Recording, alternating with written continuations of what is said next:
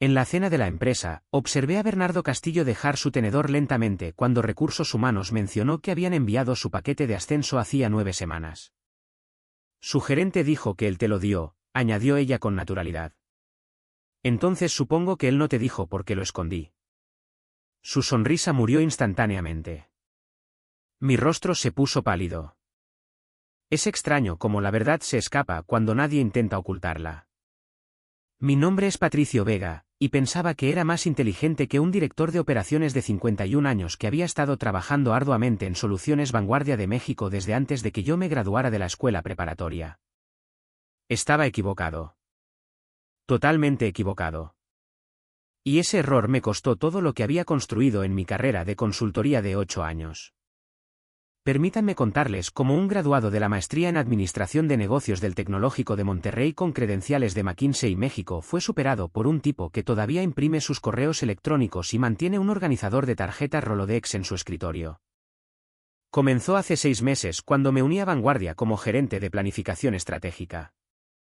Recién salido de una trayectoria de ascenso en mi firma de consultoría, ganando 2.537.500 pesos anuales, estaba listo para revolucionar esta empresa de software de nivel medio en Guadalajara que claramente necesitaba algunas técnicas de gestión moderna. Había pasado 3 años en McKinsey optimizando operaciones de empresas de la lista de las 500 más importantes, luego 5 años en una firma de estrategia boutique ayudando a empresas tecnológicas emergentes a escalar. Vanguardia se sentía como la oportunidad perfecta para aplicar todo lo que había aprendido a una empresa con un serio potencial de crecimiento pero con enfoques de liderazgo obsoletos. Mi reclutamiento había sido agresivo. Lorenzo Díaz, el fundador y director ejecutivo de 58 años, me reclutó específicamente después de ver mi trabajo reestructurando una empresa de planificación de recursos empresariales en dificultades en Monterrey.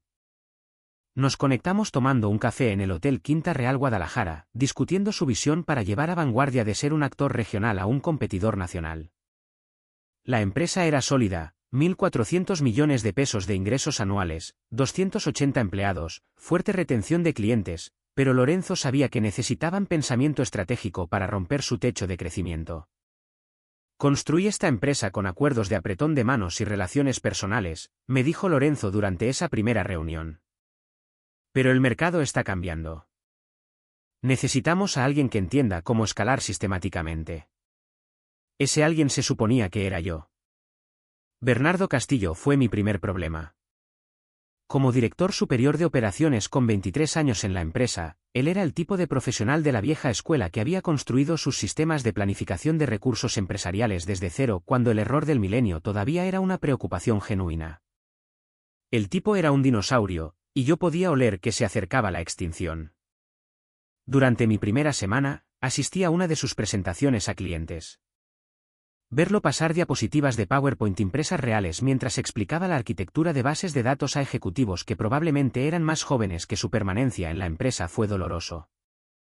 Estas personas lo trataban como si fuera una especie de oráculo, asintiendo a sus explicaciones metódicas sobre la integración de sistemas y los protocolos de migración de datos. Pero lo que lo hacía peor era que en realidad era bueno en eso. Bernardo tenía esa autoridad silenciosa que provenía de resolver problemas reales para clientes reales durante décadas. Cuando hablaba sobre vulnerabilidades del sistema o cronogramas de implementación, la gente escuchaba porque su historial era impecable. 0 implementaciones fallidas en 5 años. Puntuaciones de satisfacción del cliente consistentemente por encima del 95%. Crecimiento de ingresos en su división con un promedio del 18% anual. Yo sabía exactamente qué era esto, adoración al legado. Las empresas se apegan a su vieja guardia, incluso cuando esos empleados se convierten en anclas que los arrastran hacia abajo. Bernardo representaba todo lo que estaba mal en el enfoque de Vanguardia, reactivo en lugar de proactivo, basado en relaciones en lugar de impulsado por métricas, basado en la experiencia en lugar de centrado en la innovación. Pero lo que lo hizo personal fue que Lorenzo Díaz trataba a Bernardo como su mano derecha. Cada decisión importante pasaba primero por Bernardo. Cada sesión de estrategia con el cliente incluía sus aportes. Cada revisión trimestral destacaba sus contribuciones a nuestro crecimiento de ingresos. El fundador había construido su empresa en torno a personas como Bernardo, confiables, competentes, profundamente comprometidos con el éxito a largo plazo en lugar de la optimización trimestral. Pasé mi primer mes analizando las métricas de desempeño reales de Bernardo, buscando vulnerabilidades en su historial aparentemente perfecto. Retención de clientes en su división, 94%.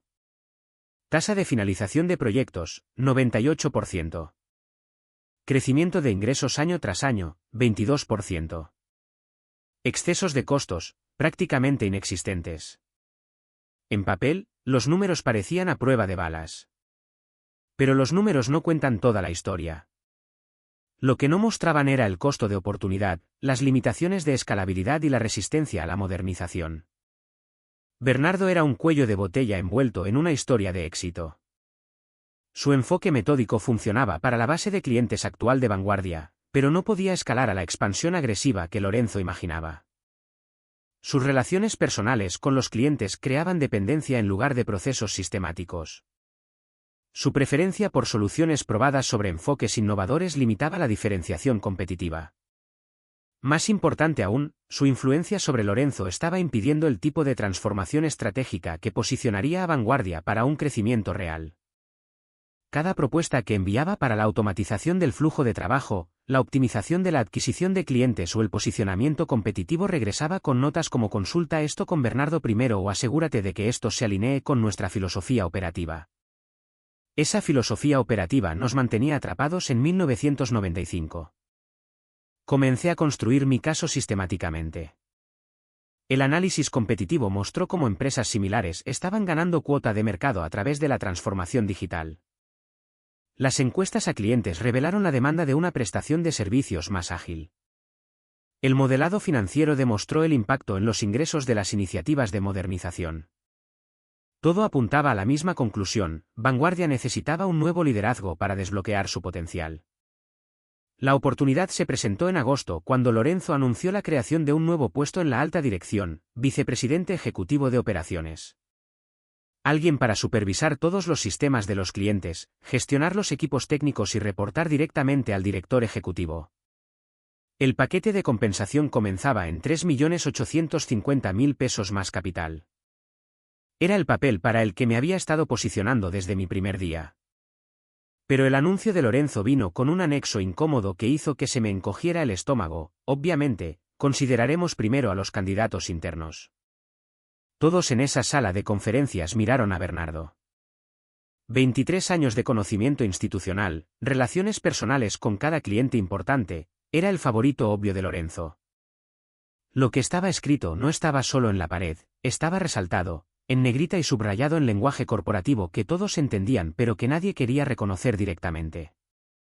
Fue entonces cuando me di cuenta de que necesitaba nivelar el campo de juego. Programé una reunión individual con Natalia Méndez, nuestra directora de recursos humanos. 45 años y lo suficientemente competente, ella era el tipo de administradora que sigue el proceso en lugar de pensar estratégicamente. La había observado durante mi primer mes, minuciosa, orientada a las reglas y genuinamente preocupada por el desarrollo de los empleados, pero carente de la visión más amplia para ver más allá de las funciones inmediatas de recursos humanos.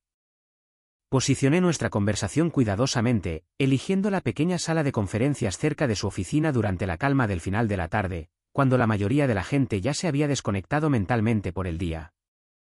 Estoy preocupado por la planificación de la sucesión, le dije, adoptando el tono reflexivo que había perfeccionado durante las consultas con los clientes. ¿Qué pasa cuando nuestro personal superior se jubile? ¿Estamos desarrollando a la próxima generación de liderazgo? Ella asintió, probablemente pensando que yo estaba siendo proactivo y previsor. Natalia apreciaba a los empleados que consideraban la salud organizacional a largo plazo. Tome a Bernardo, por ejemplo. Increíble conocimiento institucional, pero a los 51 años, deberíamos estar haciendo la transición de algunas de sus responsabilidades para garantizar la continuidad. Bueno, no tiene exactamente edad de jubilación, respondió ella, pero pude verla procesando el ángulo de la planificación de la sucesión. Por supuesto que no. Estoy hablando de oportunidades de desarrollo gradual. Tal vez traer algunas perspectivas externas para el nuevo papel de vicepresidente ejecutivo, creando un equipo de liderazgo más diverso. La vi tomar notas en su libreta legal, era lo suficientemente tradicional como para escribir todo a mano antes de transferir los puntos importantes a archivos digitales. Bien. Semillas plantadas en tinta permanente. Planteas puntos válidos sobre la planificación de la sucesión, dijo finalmente. Mencionaré esto durante mi próxima revisión de liderazgo con Lorenzo. 2 semanas después, Natalia mencionó que Lorenzo había solicitado específicamente que Bernardo fuera acelerado para el puesto de vicepresidente ejecutivo. Decisión ejecutiva: omitir el proceso normal de entrevistas, promover desde adentro. Ella dio esta noticia durante nuestra reunión de control regular con el tono casual de alguien que comparte actualizaciones administrativas de rutina. Fue entonces cuando supe que la sutileza no iba a funcionar. El paquete de ascenso llegó por correo electrónico un martes por la tarde a finales de agosto. Línea de asunto: vicepresidente ejecutivo de operaciones, Bernardo Castillo, aprobación final. Fui incluido en copia debido a mi papel en las transiciones de planificación estratégica, lo que me dio acceso legítimo a comunicaciones ejecutivas confidenciales. Abrí el archivo adjunto con un temor creciente. Aumento de salario a 3.850.000 pesos. Opciones sobre acciones valoradas en aproximadamente 2.625.000 pesos durante 4 años. Estructura de reporte directo al director ejecutivo. Fecha de inicio: 1 de octubre. La firma personal de Lorenzo estaba al final con una nota escrita a mano: bien merecido, Bernardo. Espero con ansias este próximo capítulo. Debajo de eso, Natalia había añadido detalles de implementación, cronograma del anuncio, responsabilidades de la transición y el programa de incorporación para las tareas ampliadas. Todo estaba finalizado, era profesional y completamente legítimo. Mi cursor se detuvo sobre el botón de reenviar durante unos 30 segundos mientras calculaba las implicaciones. Bernardo obtendría el papel de vicepresidente ejecutivo, consolidaría su influencia sobre las operaciones de la empresa y bloquearía efectivamente cualquier iniciativa de modernización significativa durante años. Lorenzo continuaría delegando en su juicio para las decisiones estratégicas. Mi experiencia permanecería marginada, mi formación en McKinsey México reducida a generar informes que apoyaran los enfoques tradicionales de Bernardo. Cerré el correo electrónico y lo borré de mi carpeta de elementos enviados. Tan simple como eso. Aquí está lo que tienen que entender: no estaba saboteando a Bernardo por malicia. Esto era una asignación estratégica de recursos. Vanguardia necesitaba un liderazgo que pudiera escalar, innovar y adaptarse a los cambios del mercado. Bernardo era cómodo, confiable y predecible. Pero lo cómodo no impulsa el crecimiento. Lo confiable no revoluciona los mercados. Lo predecible no crea ventajas competitivas. Estaba protegiendo a la empresa de su propia toma de decisiones sentimental. Durante las siguientes semanas, gestioné cuidadosamente la narrativa sobre el cronograma del ascenso.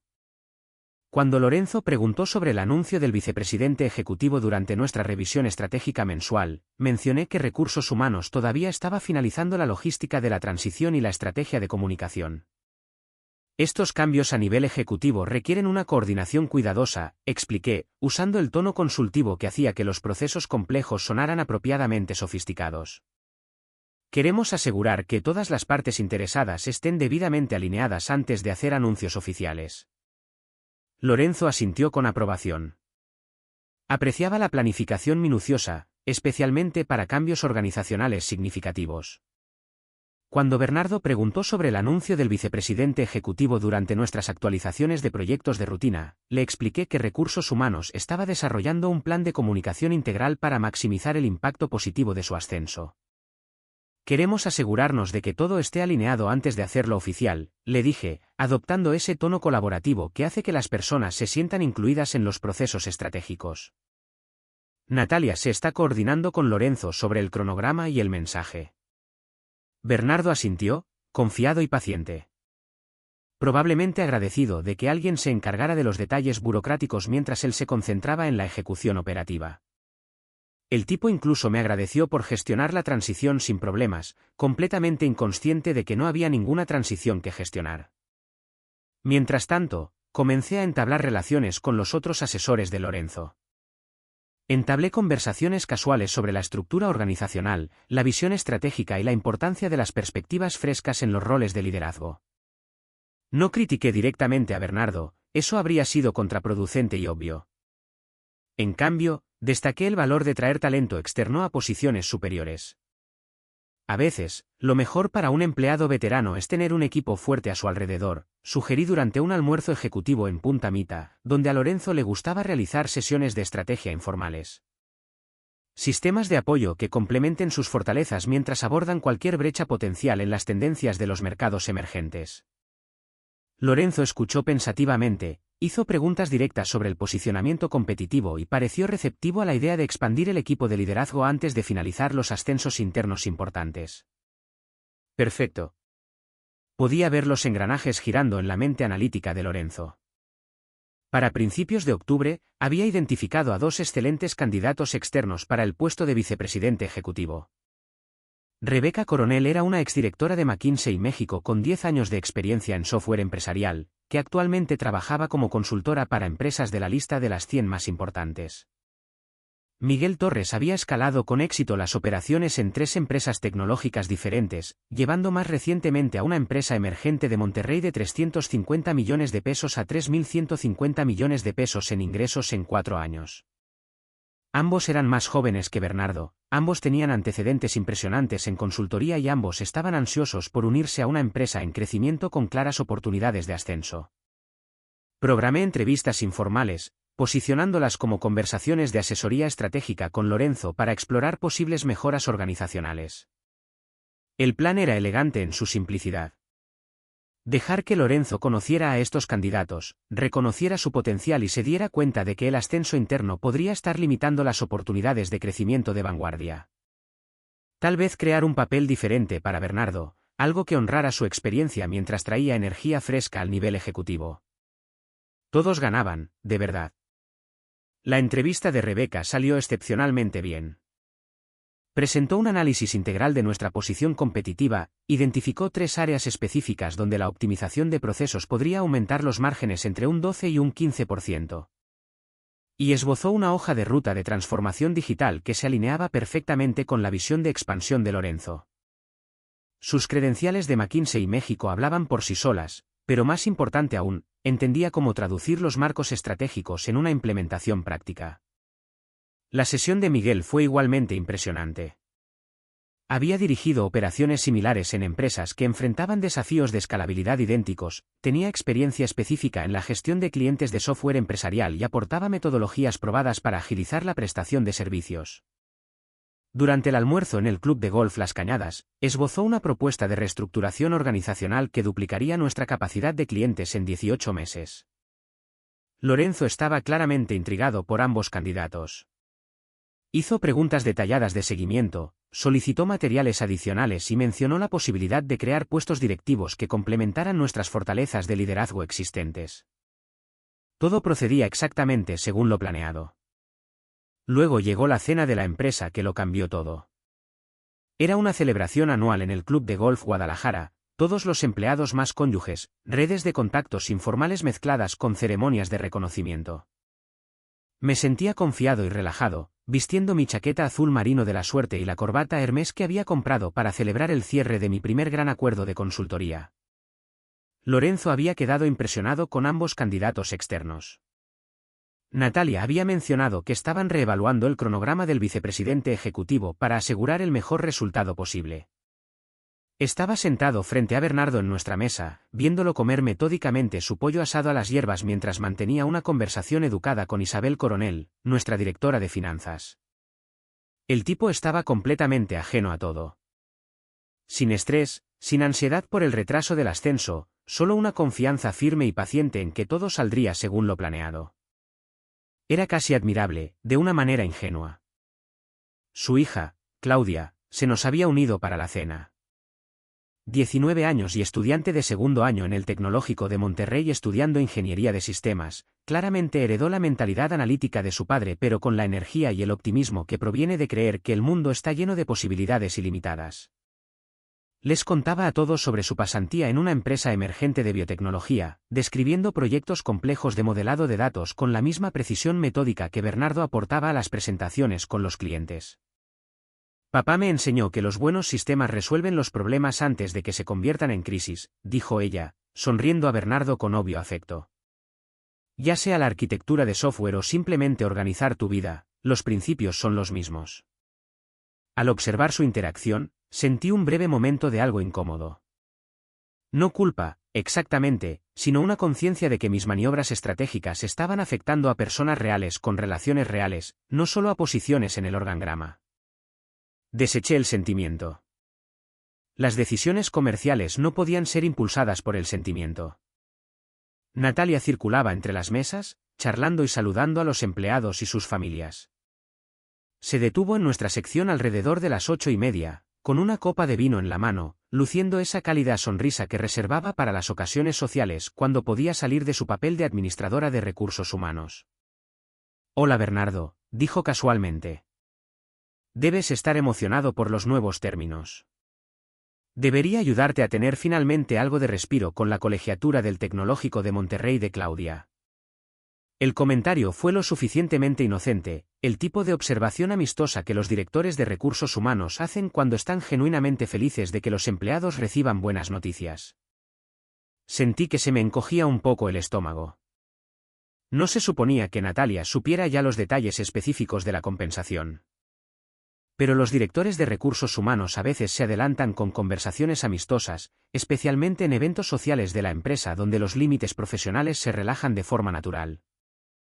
Bernardo pareció confundido, su tenedor se detuvo a mitad de camino hacia su boca.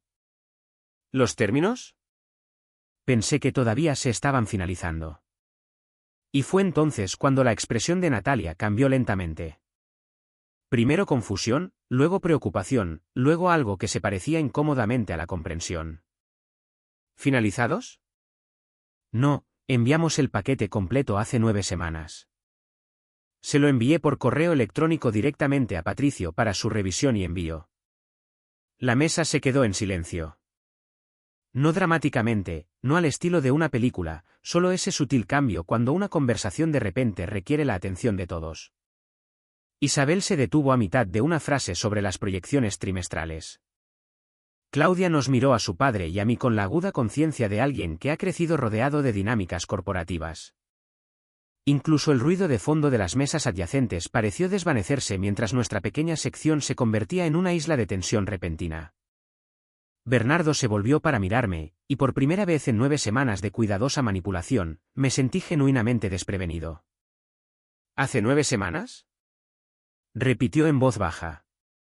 Forcé una sonrisa, alcanzando mi vaso de agua para ganar tiempo. Debe haberse perdido en el barullo. Ya sabes cómo se complican estas transiciones ejecutivas.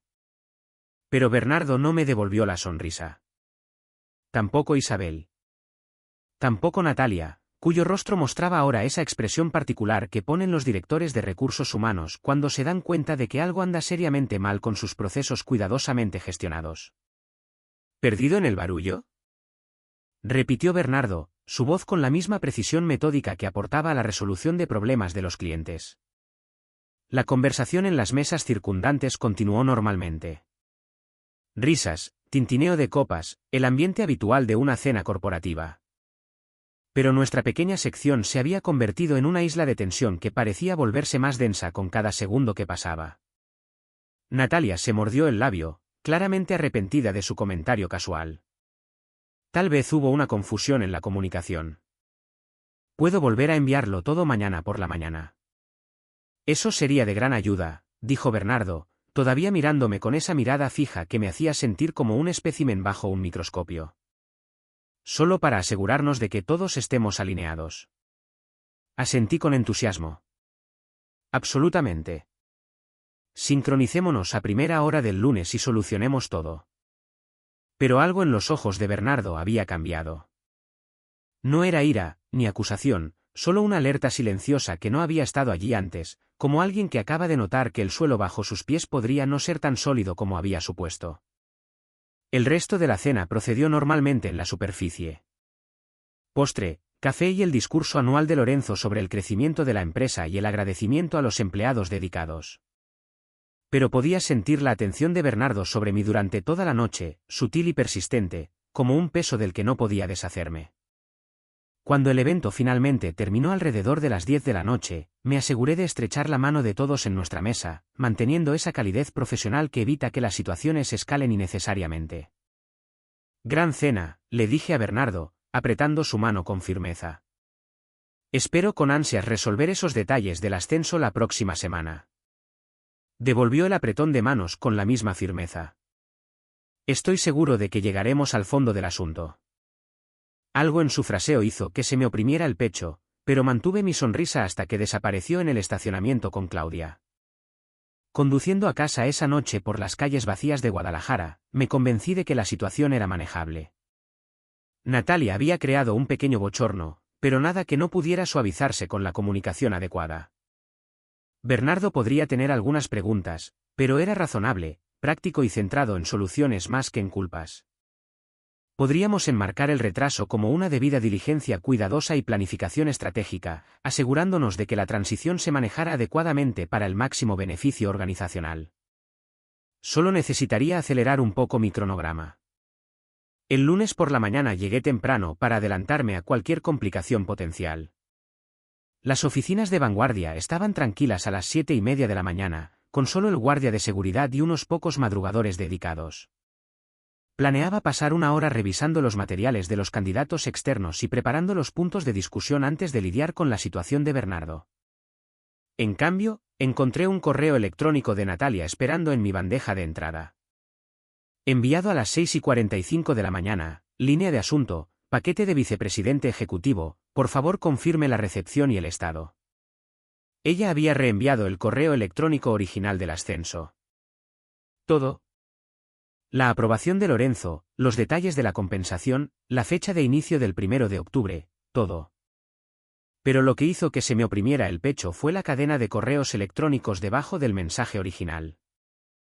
Mi respuesta de hacía 9 semanas, recibido. Lo revisaré con Bernardo a primera hora y me aseguraré de que esté preparado para la transición. Gracias por el procesamiento eficiente. El seguimiento de Natalia 2 semanas después, ¿ya firmó Bernardo el acuerdo? Lorenzo pregunta por el cronograma del anuncio. Mi respuesta, todavía estoy revisando los detalles con él. Deberíamos tener todo finalizado para el final de la semana.